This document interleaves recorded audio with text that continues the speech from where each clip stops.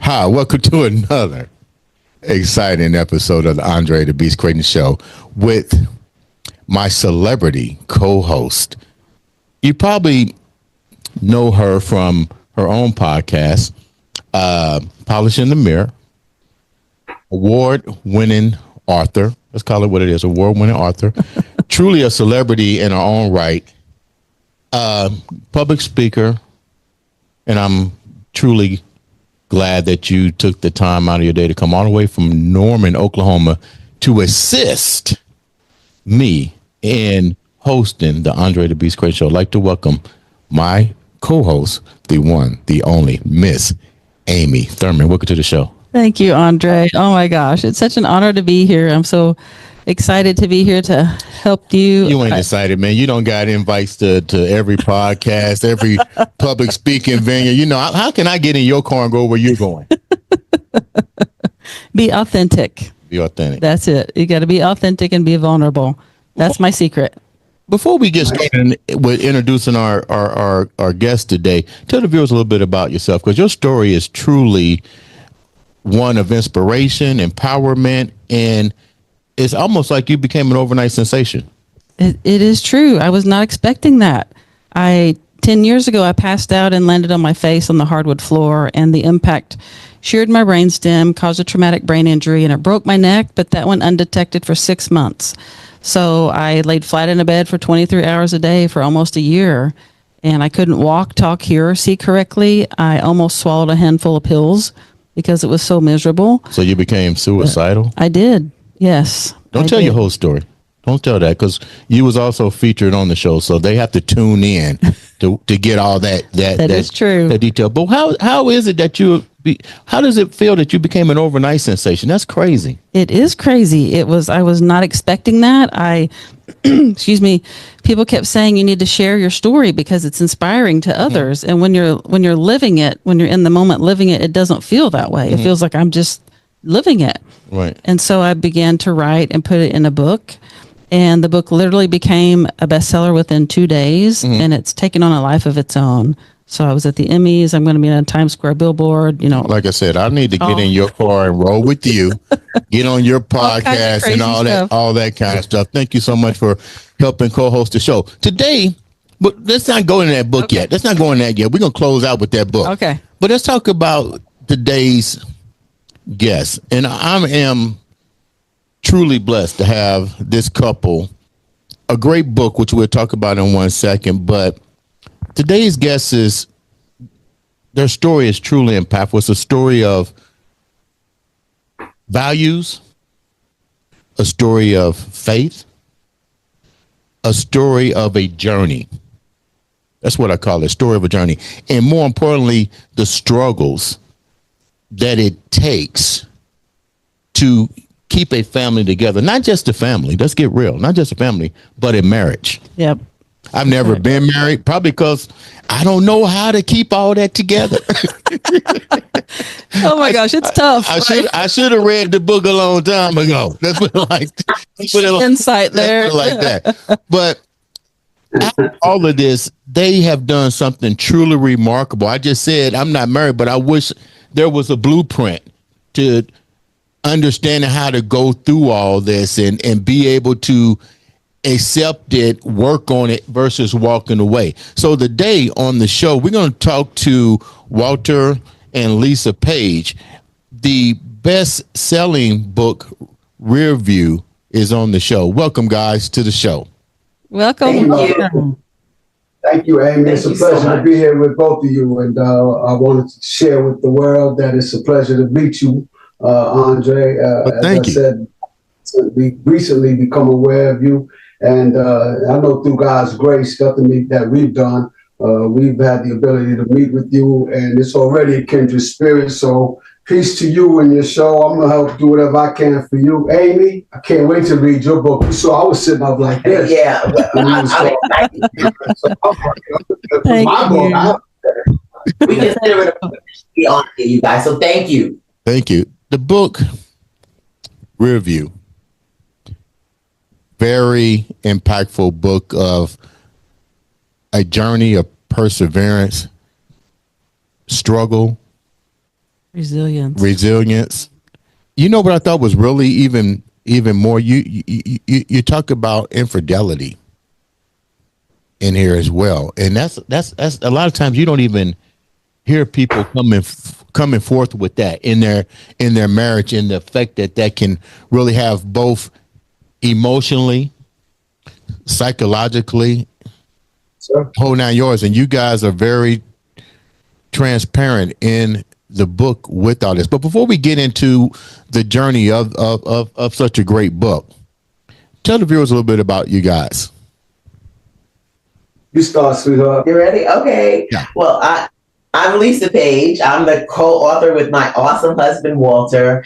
And we are actually co-business owners in a business transformation organization known as Omega Training and Technical Solutions. I was born and raised in Queens, met Walter as a preteen, actually. And our business is geared toward transforming Fortune 500 companies, help local government, and we work well together. But the hardest job in the world is I fire him almost every other day, and vice versa. Yeah. Well, we have a company and we founded it in 2007. It was at that point, Amy and Andre, that I really recognized she's way smarter than me. So she kind of molded me and took me into the possession that she is in, right. And that's change management. And with that, she taught me everything, but she's on another level now. And she was able to take that and make it align with the strategy and the things we wanted to talk about with the book. So I'm sorry, I didn't mean to No. You. Lisa, I'm gonna ask you a question, Lisa. You guys said that you met when you were very, very young in the New York area. So my question is, what was he like? And what was she like when you guys met? If you can remember, I know you can remember. Listen, it was at the end of 7th grade going into, we were 12 going on 13. And it was in junior high school 231 in Springfield Gardens, New York. Okay.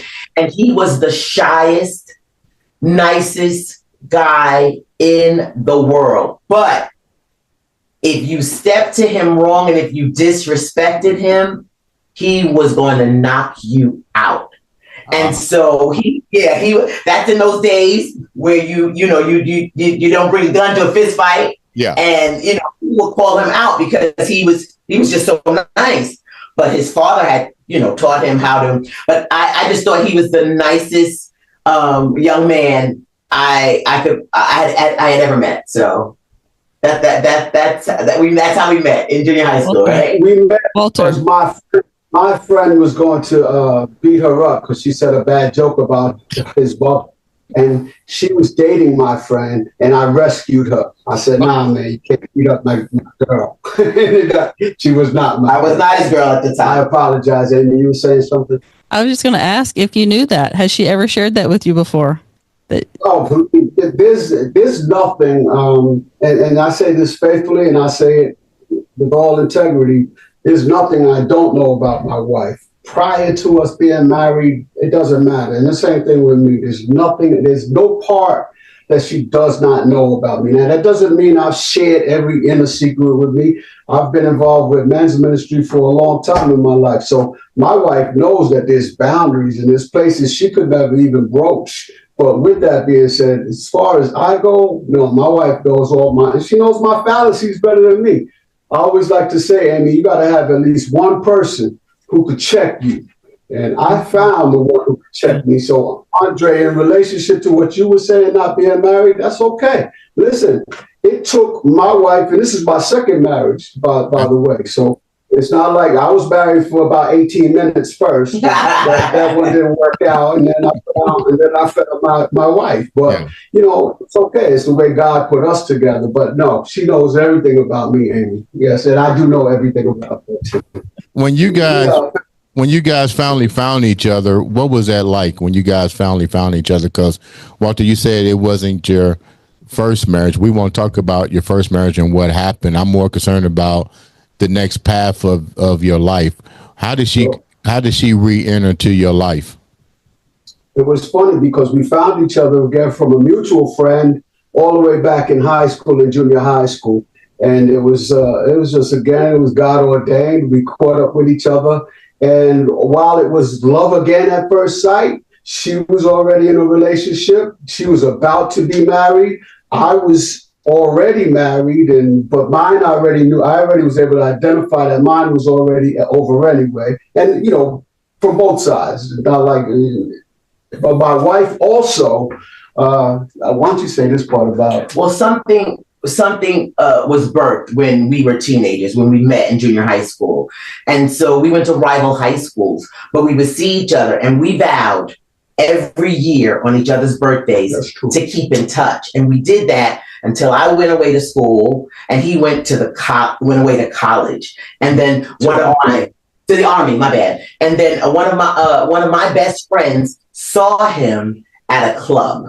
And that's how it all came about again, right? He was married and it wasn't quite working out, and he was asking about me. And I had one too many Long Island iced teas. yeah. Up that night, I saw a friend. I walked over to her and said, "Is she available?" Were there ever any? Because I'm gonna pull some questions. We're gonna pull some questions out the book. So I'm taking the viewers down the relationship path. So this is a question for both of you guys. You both knew each other for quite some time. The universe opened the door to see each other again, knowing that you both was in relationships that would soon come to an end. I'm not even going to use the word dysfunctional. We're just going to say there were issues that you guys decided to leave your relationships. When you started a new relationship, how long did it take to start the relationship together as a couple? And what did you guys address prior to actually reuniting, knowing that both of you guys had something that took you away from your previous relationships?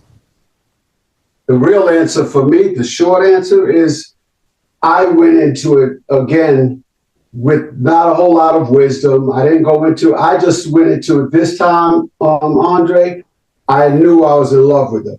I'm not gonna lie to you. That's all I had in the bag, brother. It's not like I didn't come up to her with all these nuggets of information. Well, let me share with you what went wrong with me and no, I didn't have all. In fact, I had so many more issues that I was dealing with, and that's not even talking about what we were going to go through. But either way, I did know, although I did not know God, I did not have God as the center of my life. I did know at that time that it was God ordained and that he had put her to be with me. As like you like to say, my brother, that's the way he aligned the universe for me. What I had that I didn't have in my previous relationship, because my previous relationship was quote unquote supposed to be God ordained. I met my ex in the church. What I had with Walter since we were teenagers was he was my best friend. I could laugh. We laugh at the same things. We could talk about anything. And in our marriage now, when we get angry with each other as a couple, we'll put on that friendship hat.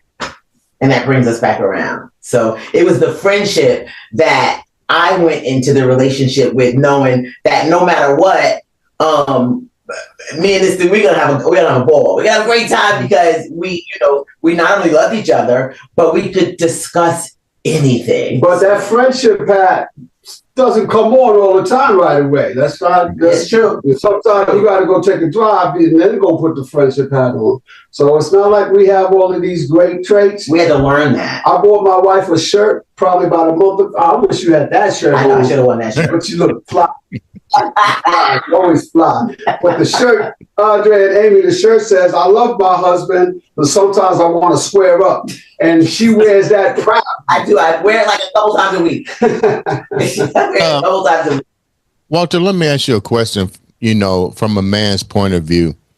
About what age was it that you got married to your first wife? What age was it when you left? And what age was it when you decided to be a partner relationship with Lisa? But the second part of that question is, you mentioned you really wasn't ready. You was dealing with a lot of issues yourself as a man. What were some of those issues that you was dealing with, and about what age bracket was that? When I first got married, I got released from the Army. I got my honorable discharge. I came home after 4 years. I was 21. And within a year, I was married. In fact, I was still 21, I believe, when I got married. Mm-hmm. And then the marriage lasted about 2 years, Andre. A year and a half. A year and a half. Yeah. But she knows that. She knows that, but meanwhile, she's telling you after I went to college when it was the Army. You see what she keeps her mind on. You did go to college in the Army. Yeah, I did, but that's, you messed up. Give me some props. Anyway, where was I? I forgot. 21, you got married. 21, got married, 23, or 22 and a half, divorced. Married again with Lisa by the time I was 26. 27. Mm-hmm. Okay. I know the year was 1992, so just because I don't know how old I was. It was 1990 when we got married. So yeah, that timeline right there, some of the things I was going with, Andre, deals with the from the sublime to the ridiculous, from infidelity to drug use, drug abuse, to suicidal, not just ideations. I took it there sometimes, and so again, things that resonate with me. And these are, by the way, I like to tell people now, while my goal is to be a bold witness. I want everyone to also recognize that this is new. It's not like I was when it was happening to me. No, it actually added to a lot of my own frustrations. It was just a downward spiral that I found myself not caring about. This is even prior to us not knowing we couldn't have children. Right. So, did you grow up in a household with both your parents? I did, my brother. My dad was a policeman, retired, the first black lieutenant for the New York Police Department, and he did it in internal affairs. And one thing I always loved about my dad was that I know he was an integrity-based man, and to be a man of color and to hold that had, and at the same time, I struggled with disrespecting my dad because I already had found out by the time I was 20, 21. I can't do this kind of work for 50, 60 hours. You come home for that kind of money. And in a way, I was like, I was questioning real morals and real values with how much people were making monetarily. And I had already knew I could make more than the $30,000 my dad made as a black police lieutenant. I was like, yeah, you could hang that on the wall. But I also felt that our people were stagnant and we weren't doing anything. So I had that was something else I struggled with as well. Let me continue this, and I'm gonna let Amy ask Lisa a couple questions as well about her journey. But let's stick with you for a minute, because at that age, you said you shared something that was really impactful. You shared the not so much the drug part, but a key word that I picked up. You got to the point that you were suicidal at that age. Like, what was really going through your mind that you even got to that point at such a young age? Had you met Lisa at that time when you was going through the suicidal part? I knew Lisa. Again, we knew each other since we were 13 years old. So I knew her. We did stay in touch. And while I was getting to that part, Lisa was aware. When we were first starting to get together, there were days or some times where Lisa knew that whether I was alcoholic or a drug user or drug abuser, whatever it was, she did know that there were signs that I was, it was okay for me to bend my elbow too much sometimes. Yeah. I would drink when it wasn't so much needed, and she was aware of that. So that When did put the that into suicidal part come in? What was the blow that took you down the suicidal road? but when I knew the first day I knew I wanted to be dead, I had just finished probably 3 days by myself in a motel with whatever drugs I had for 3 days by myself. I hid from my wife at the time, and I wasn't with Lisa, but I was seeing her. She had no knowledge of that stuff. She does, of course, now. But yeah, that was one of the times, and I really I felt my heart stopping a few times, and yet I wanted some more drugs. I wanted to die, and so it was while I was also, you could, in the end, I also know if I wanted to really kill myself, I would have. So I was just grateful at the time. But that's the first time it took me to that level where I was face to face. I went to the mirror, Andre. I remember I went to the mirror in the motel room, and I remember looking at it, and I started crying. And I was like, man, I do not want to be here. That was the first time. When I started crying and looking at myself, I still had some drugs left. It's not, I wasn't fiending. I still had drugs left. And I was just like, I can't do this anymore. And I felt my marriage was over. I felt my friendships was over. I felt abandoned. I didn't know God, so I totally had cursed him out. He's done. I knew you weren't around. I knew you'd let this happen. That's my attitude, And then, of course, when you woke up and realized that you still had a marriage that was handicapping you, you still had the drugs that was handicapping you, you had underlying issues that was still handicapping you. When you finally looked in that mirror and questioned, why did you forsaken me, so to speak? When you woke up, became a little somewhat sober, what did you look back and start reevaluating that was important in your life that you decided to do that shift? it was that humble ride, 27-minute ride home from Jamaica, New York, where I was hiding in a little side motel, to my home back in Rosedale with my wife at the time. So that was that 27 or so minute ride. The humility I had to go, but also I had to be able to stand and say, I need help. That was the first time I ever, as a man, said, I need help. And she was willing to help me. And I always thank God for that. So it's not like she abandoned me. It's not like I had some bad horror story with my marriage. No, we were young. We were both being silly and ignorant, as young people do.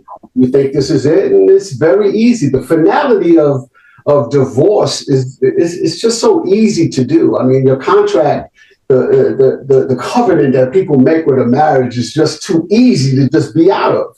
Right. So that's why percent or 54% now, and in divorce, it's just as easy to get out of. I could spend $275 right now, and we could say peace. That's all it takes. I mean, it's just kind of sad. But anyway, we fought those things. But I hope I answered your question, though. Yeah, you did. Yeah. Lisa, I'm going to ask you a question. Let's flip the script a minute. You was going through the same things. Let me rephrase this. Your marriage wasn't what you thought it would be. That's still your best friend on next to you, now your husband. What were you missing, and what were the things that you was going through that, and let me explain where I'm going with this. When you're looking at the rear view, you're leaving a lot of that bullshit behind, but it's still there. It's still there somewhere, but you left it far behind. You walked away. You decided that this wasn't what you wanted. What were you dealing with in your marriage? I was a people pleaser, and I got that from trying to please my mom and my dad. I'm the baby of 10, 18, and 20 years. And I used to sing. I have the gift to be able to sing, and my mother would use that to showcase me, and I would use that in turn to get what I wanted from my parents. But I did whatever they asked me. Born and raised in church. When I'm talking about born and raised in church, I mean every 3 or 4 days. And so I did whatever I could to please my parents because that's what made them happy. And I was happy to see them happy. And so if they said, marry this guy because he's in the church, that's exactly what I did. And I thought that would please them. And so you have to understand that when I loved Walter, I've loved him since since we were kids. I loved Walter, but I knew that some of the struggles that Walter was going through, that may not have been good for me. It may not have been good for my parents. It wasn't good for the way that I was raised. And so I threw all caution to the wind and I believe that it was God ordained because I was not, I'm not going to say that, I knew God and God was my center, but I was not really convinced because I'm not religious. And I knew religion was kind of, I being raised in the church and see people say one thing and then do it next. I was used to that. And so there was no authenticity there. And I was not in the word of God for myself, but I loved Walter. And I knew that I wanted to please my parents. So I did what they told me and I married this man. But the first opportunity that I got when my girlfriend had me surprise meeting with Walter at this club that they had arranged, I knew I could not have gone through with the marriage to my husband, my ex-husband, but I still did it to please my parents. That thing lasted 6 months. Let me ask a deeper question. Wait a minute. I'm forgetting my co-host. You got a question you want to ask? I do. Go ahead. I'm really curious. Because I can relate to that. I think a lot of people can relate to what you guys are sharing. I think a lot of people go through this and they just don't talk about it. But I know from my experience that relationship trauma is real. Like you guys have both been through some things that I'm sure caused some relationship trauma. And you take that and you bring it into a new relationship and you have to start over. It's like you have to rebuild, but you also have to deal with the trauma that you had in the first relationship. So I'm curious how you guys were able to work through that to come together to this beautiful relationship that you have now. Well, isn't it funny? And I don't mean funny, haha. But isn't it funny that question, we've been posed that question now for 32 years, and it still makes sense to ask that, Amy, because it was hard to answer. Nobody wants to hear you talking about God, and you just got he broke up your marriage, and now he's with you, and you just messed up her marriage. She didn't say what kind of God? I could be down with God too, man. If that's all it takes. So there's a lot of ways, but now after 32 years, so I tell people, however way God supplants you, and if that's what God told you to do, it's not for us to question whether it's right or wrong. But I'm going to answer Amy's question. We left New York. Everywhere we went, they were like, didn't you just marry? And weren't you married too? We had to leave New York and we moved to Maryland. We actually got married in Maryland. Yeah. We left New York to be together, to be happy.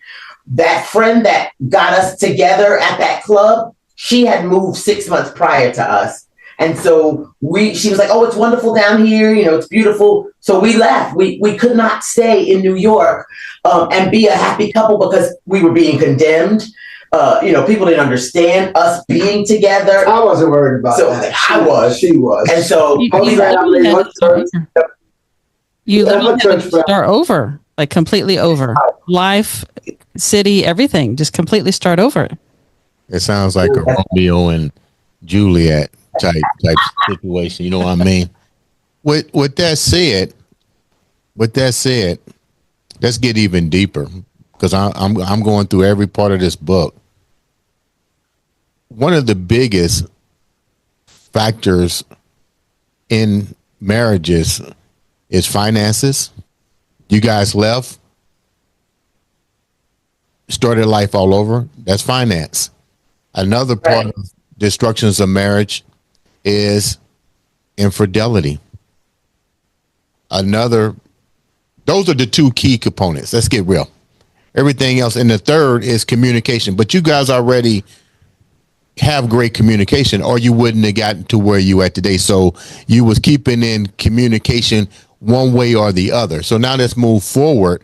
You decided to pack up, right? You put her in your chariot, your Cadillac, and your roll.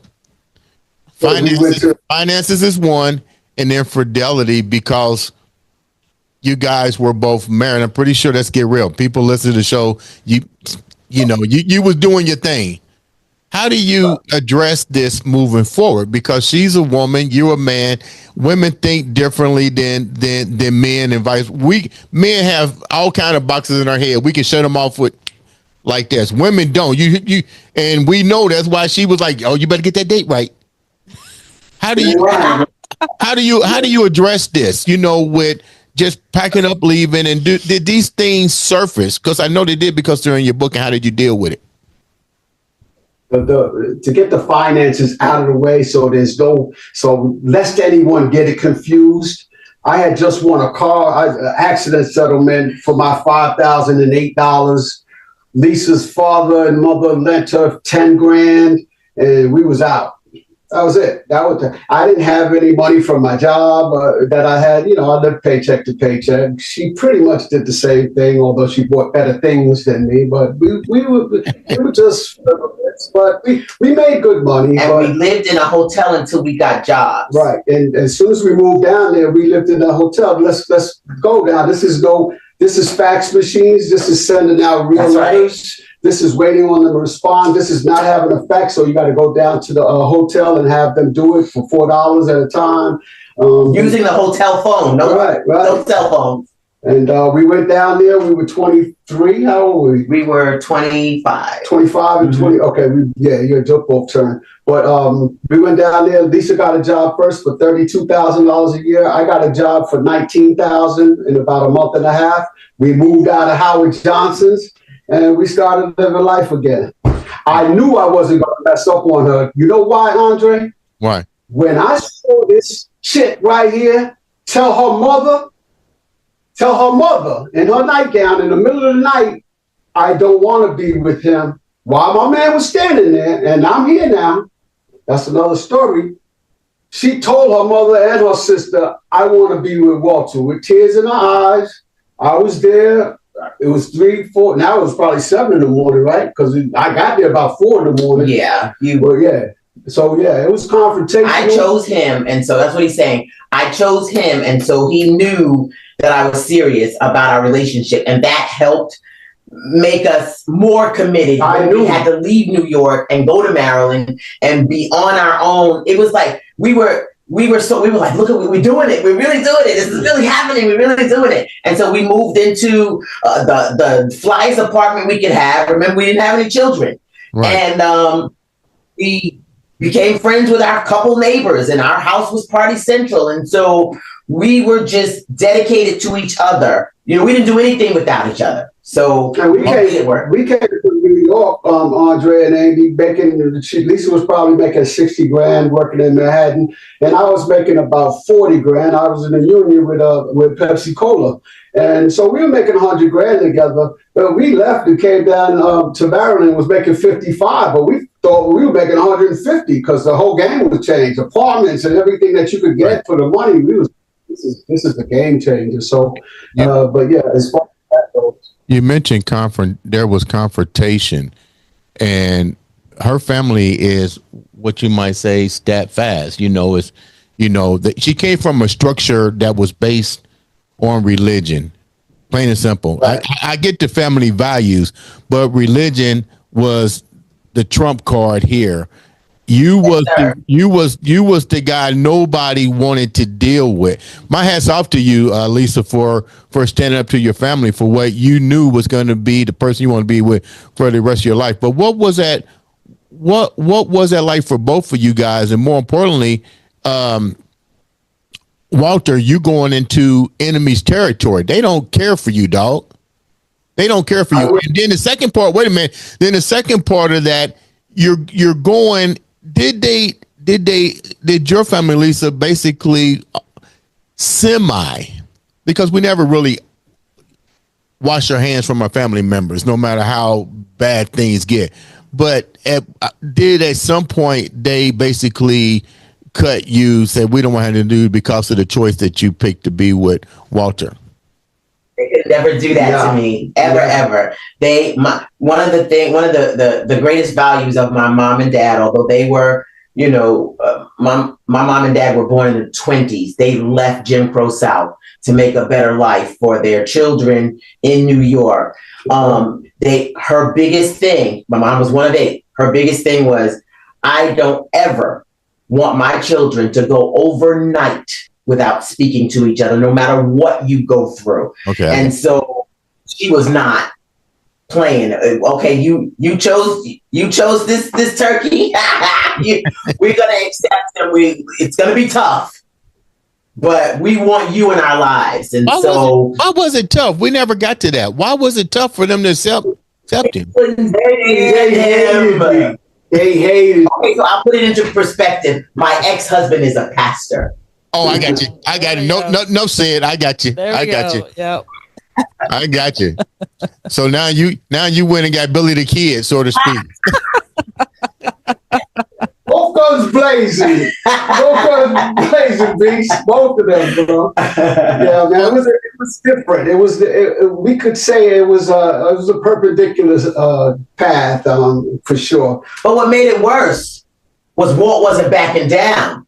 He was like, "You don't like me, I don't like you." Yeah. I was like, "Oh no, but can you please just acquiesce a little bit? Can you be a little nice? Can you act a little bit like you like God?" But can you do something? He was not. Wait a minute, Walter. Wait a minute. Did you just tell him, can you at least act like you like God? Yes. I never heard that one before. Can you act like you like God? Just pretend. As soon as I saw her mother and father driving up, I used to light a cigarette and open a beer. I was like, that's how, you know why? Because in my way, my rebellious, not knowing a finite mind, I'm seeing that these people are judging me and this is what she wants me to be a part of. I can't get that. Right. I got you. Yeah. Yep. You wanted them to accept you for you. And if it was time for you to change or whatever, you would do it on your own terms. I wasn't a bad guy, Andre. I wasn't a bad man. I was a good man. As far as, I told the line, I did what I had to do. I took care of my family, my wife. I worked. I wasn't a bad guy. I didn't lust after women. I didn't hang out with guys. He's a great guy. I did what I was supposed to do, but again, that's not to give myself any props because I had come from not doing what I was supposed to do at all. Right. So this is round 2. It's not like I'm doing something fly. I made a lot of mistakes, and I don't want to repeat them. So, were there, before we wrap up, we're gonna move forward a little bit. I'm gonna let you ask some questions, but I got to get this out while it's fresh on my mind. When you get to be my age, information has to come out right off the bat, because if not, you'll forget it. But were there? You mentioned mistakes. You guys are both young. This is clearly a Romeo and Juliet story. Oh, absolutely. So this is 2-part question. First of all, what kind of car what was your horse and buggy? What was you rolling her around in? We started with my first decent car was at the time, my first car where I felt I arrived was I got a 92 BMW 525. Okay. It was 1996. Right. I had arrived. I was 4 years behind. And I was at the time, Andre, I was about 300. So I really couldn't even fit in this. Yeah. That's all I could afford. I couldn't get the next level up. So okay. From there on, we continually said, let's build ourselves up. And we worked hard to do that for each other. So you wish her, you sweep her away to a new life in your BMW. But what were some of the things that you guys struggle with? Because let's get real. She comes from a religious structure background. She's your best friend. She's now your lover, your soulmate, your confidant, your best friend. Yes, sir. What were and she sees the things that you've gone through, and vice versa. How do you guys? Did any of this stuff? Two-part question. Did any of these habits? Because you mentioned I need help. I remember that. You mentioned I need help. Lisa didn't say whether she needed help or not, so we'll get into that in a minute. But the point is, did any of these old habits resurface from both of you guys into your relationship? And if so, what were they and how did you deal with it? Let me tell you something. We were married 32 years. So everything I just told you about that happened in my life as a 19, 20, 21-year-old happened again in those 32 years. And I'll expand on that as much as you need me to, because I'm never ashamed of my life. I'm happy, in fact, because there's an end game to this. So I'm never ashamed of it. And I want people to learn. But I want you to know, being married 25 years don't guarantee you nothing. They're going to guarantee you're going to be married 27 years. Mm-hmm. Being married 32 years doesn't mean I'm going to be married in 33 years. I have to honor this woman. I have to take care of her. I have to cover her. I have to make sure that she's covered first. Mm-hmm. That's my job. And it's her job to make sure me, as the head of my home, have the tools necessary to make the things wrong. That's my wife's job with me. That doesn't put her secondarily. It's just the way I see my life with my wife. And I know that wouldn't happen without her. So God starts everything for me, Brother Andre. He started everything and he multiplied it more and more. That's why by the time when I finally said, when I knew I wasn't never going to have a child, when I knew in my heart that I was never going to have a child, I became so in love with my life with God because he just opened up new areas of opportunity for me. And I was able to say to my wife, babe, it's okay. Whether we adopt, whatever we have to do, we're going to have children, but we're not going to have one like this. But we're not going to spend money to create one. That's when I got to that point, my life just opened up a whole different level. And so, I talk too much sometimes. No. And so, in answer to your question, our prayers are answered. We have our 3 children. We take them, the infants and the 17-month-old. We relocate to a big, beautiful home in North Carolina. You heard my husband say he was 300 pounds. Yeah. Pounds, but he had surgery. He had gastric bypass. Oh. To deal with diabetes. And so what year was that? That was in 2003. 2000. Mm-hmm. And so we move here. Everything is the empty nest. 3 children in diapers. Mother-in-law 2 blocks away. Right. Yeah. We went through. That is book number 2. That is the bestseller because now we have to ask God for how do we live as a couple. I don't even know this man as a father. How do I give it back? God, you want this back? Right. I don't even know this guy as a father. I had to deal with him as my best friend and my husband and my man, my dude. But now you're a father, and I'm looking at him like he has 3 heads on. Why are you doing this like this? Why are you saying this? And there are things that we went through as a married couple, as parents in a new city. Crazy. That would break the strongest couple, but God. So that's wait. Don't give me all the information. I know part 2 of this book is coming out. So give me like at least 3 of the things that were different now because you didn't know him as a father. He didn't know you as a mom. This is uncharted waters. This is uncharted waters, and Walter hadn't touched. His transformation was real and true. Right. Walter hadn't touched a drug, anything, since we were married. And down here, you can go to the Sheetz gas station and get wine. And so we thought that was cool. We a young couple. We got 3 kids, and we chilling until it became not cool. And I'm like, hun, that is a second bottle, and the kids, we have to put them to bed and sing lullabies and No, she's not talking about a bottle. and sing gospel songs. She's talking about the 1.5 liters. Yeah. I took 2 of those on a regular basis. I don't want to say nightly, but it was a regular basis. And I knew at that time I was a functional alcoholic. And I knew because I knew how to make sure my bills was paid. I knew how to make sure I did task A, B through Y.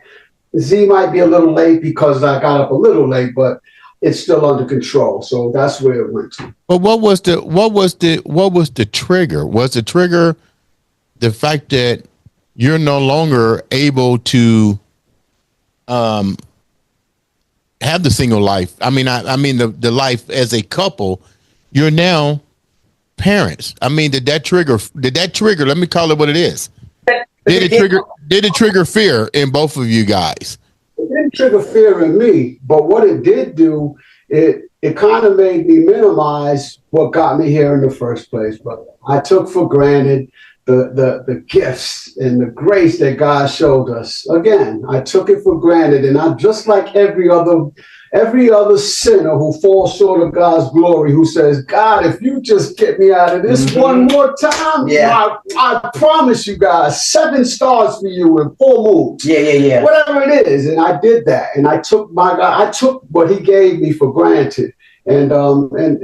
And he took his hand off my shoulder, and I had to deal with some consequences because of that.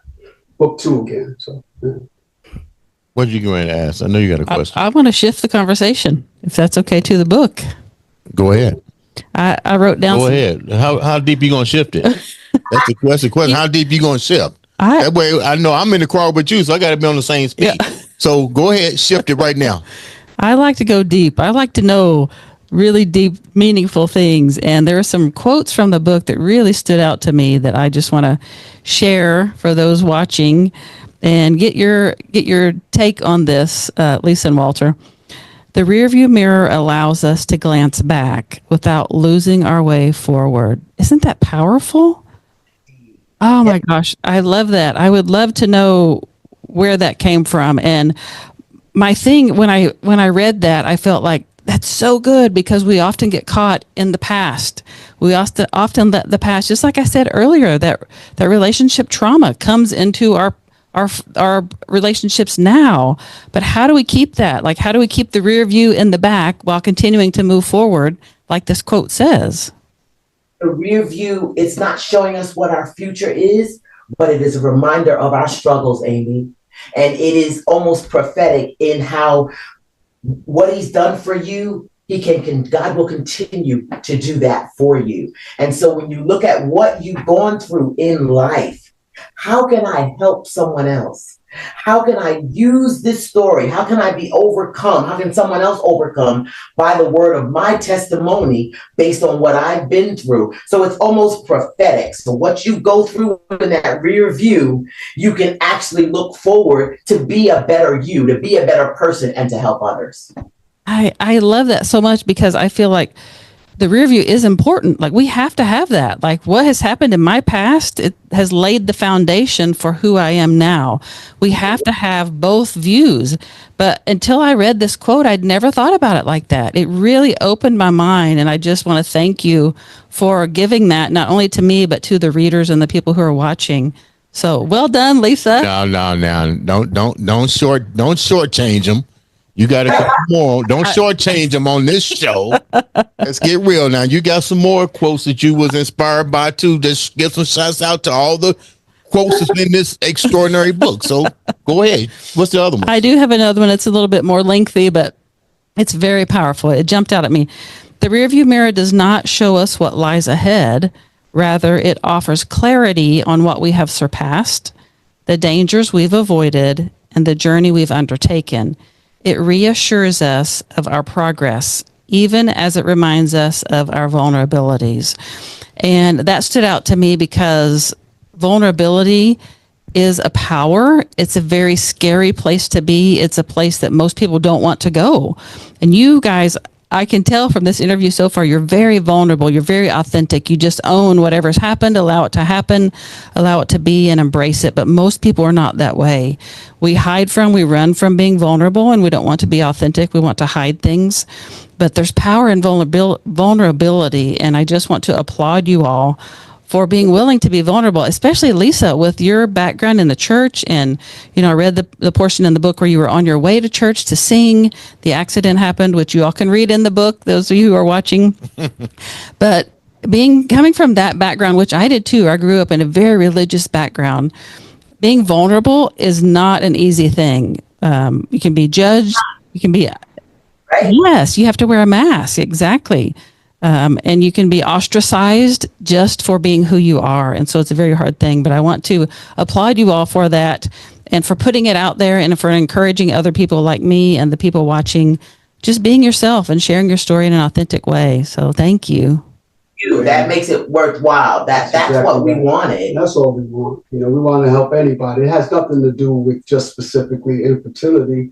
It's any struggles. It's coping skills. There's coping mechanism that we talk. There's embarrassing situations I share in the book that men have to go through that you would have never have heard if I didn't write it down in a book. Not in this kind of book. I speak officially about some stuff that makes a man cower.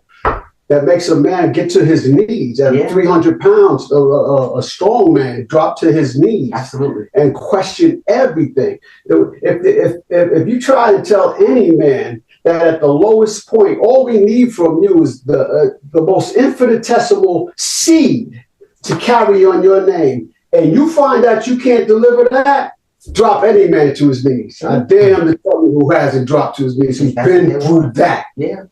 So get the book, I guess. Before we wrap up, first of all, I'd say thanks so much for taking the time to come on the show and share such a beautiful story of a beautiful journey, not a story, a journey, because there's more to this than just the rear view. It's the future to look forward to.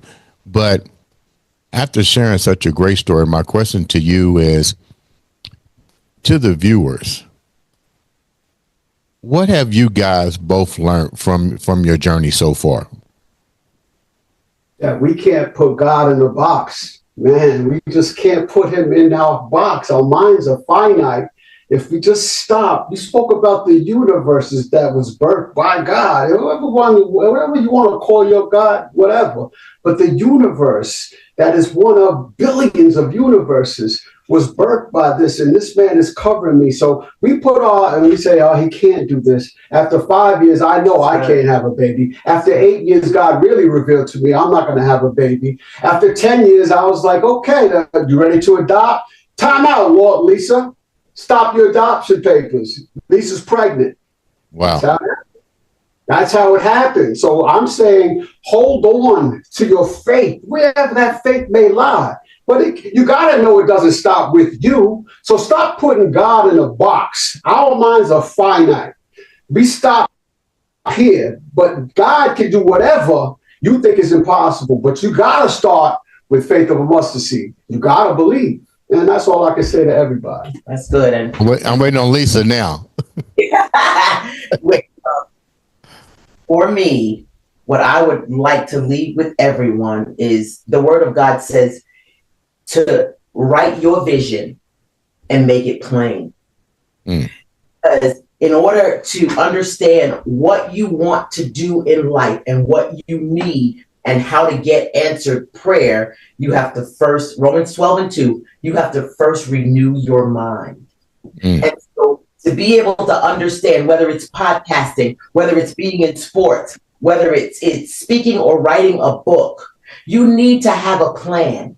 And so this life we live here is short.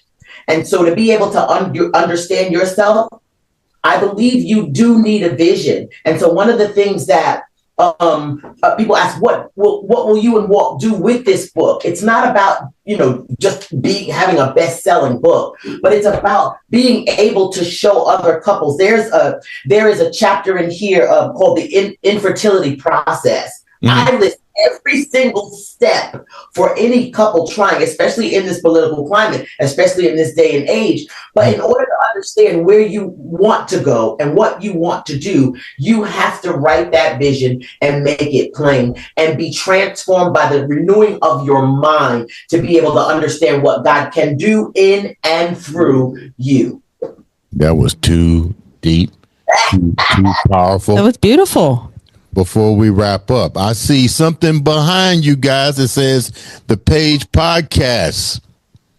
Tell me a little bit about that and what's it about and how can the viewers subscribe, like, and follow not only your podcast, but how can they get a copy of this book? How do they order this great book? Oh, I love it. Okay, let's talk about the book first. So Rearview is available. So we have a website first, which is rearviewbook.com. And at the top of that website, there is a link to Amazon, or you can go to directly to Amazon and type in Rearview by Lisa and Walter Page. It's available in Kindle, soft copy, and hardcover like this. If you want an autographed copy, then you'll get this from the website. But the book tells about the birth and the struggle of us conceiving our 3 sons. And so the Pagecast podcast, we have 3 sons who are in college and they're really into sports and athletics. Some of their friends are into sports and athletics, but they talk about everyday life, dealing with girls, this day and age, this generation, right? And so Walt and I have a podcast. We share the podcast with them, the Pagecast. We talk about Rearview, but they will be talking about things that are germane to what young people 20, 21 and up. And Lisa and I too. We were, in fact, we just did the first one a couple of days ago with my son, and we just did 3 or 4 shorts on TikTok. So, so on TikTok, it's all at Rearview Book, correct? You changed it to no, it's at Rearview Book. Rearview Book. Yeah, okay, it's still Rearview Book. Okay, We can tell you guys are a couple for real. If he messes up, she comes in. And they what did you say? Before we wrap up, let me give shouts out to my celebrity co-host for taking the time to come and help me with such a great show. You also have a book that's out in the podcast. How can the viewers reach out to you to get your book? And tell us a little bit about your book as well. Well, thank you again for having me, Andre. It's just such an honor. My book is called Finding My Hero Within, A Journey from Incapacitation to Empowerment. And it is on Amazon, or you can go to my website and grab it there, www.getamyshelp.com. And it's about my 10-year journey of living with a broken neck that went undetected for 6 months and how I was able to reclaim my life instead of taking my life. And don't forget how can we listen to that great podcast of yours, Polish the Mirror? Polish the Mirror podcast is also, you can find it on my website, and it's available on Apple, Spotify, all of the podcast hosting sources, and on YouTube under @Polish the Mirror. Man, this is crazy. We got Polish in the Mirror. We got the Pagecast podcast. We got the Rear View. I mean, we just got everything going on today, man. I'm excited. Me too. I think it's time to really get ready to go have a piece of salmon. There you go. Sounds like a plan. Baked potato. In fact, And finish reading this book because I'm not done with it, and I appreciate the autograph book. I'm not done with it, but what we're gonna do is we're gonna have you guys come back on, and when we get ready to launch the second part of you guys' journey, ladies and gentlemen. Wait, let me finish. Thank you so much, Lisa and Walter, for taking the time to come on the show, ladies and gentlemen. This has been another exciting, you gotta help me, episode of the Andre the Beast Crayton Show. Let's do it again. Andre the Beast Crayton Show. Andre the Beast Crayton Show. That's right. Thank you, guys.